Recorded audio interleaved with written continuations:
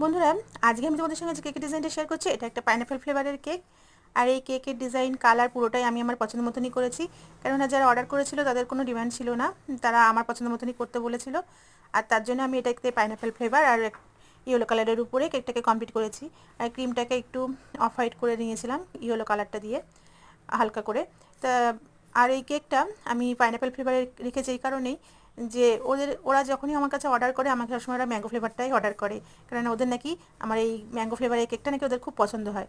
তাই আমি মাঝে মাঝে ওদের একটু কেকের ফ্লেভারটা একটু চেঞ্জ করে দিই। তাই এবার আমি একটু পাইনাপেল ফ্লেভারে করে দিলাম, যে একটু মাঝে মাঝে টেস্টটা বদলানোর দরকার আছে, তাই না? তা বন্ধুরা দেখো, আমি তো গোলাপ ফুল দিয়ে ভিতরে নাম লিখে কিছু স্প্রিঙ্কেল বল ছিটিয়ে কেকের ডিজাইনটা কমপ্লিট করেছি। তো বন্ধুরা, তোমরা দেখে বলো কেকটা বানানো কেমন হয়েছে। যদি ভালো লাগে তাহলে প্লিজ একটা লাইক আর একটা কমেন্টস করে দিও। আর কেমন হয়েছে একটু কমেন্টস করে অবশ্যই কিন্তু জানিও।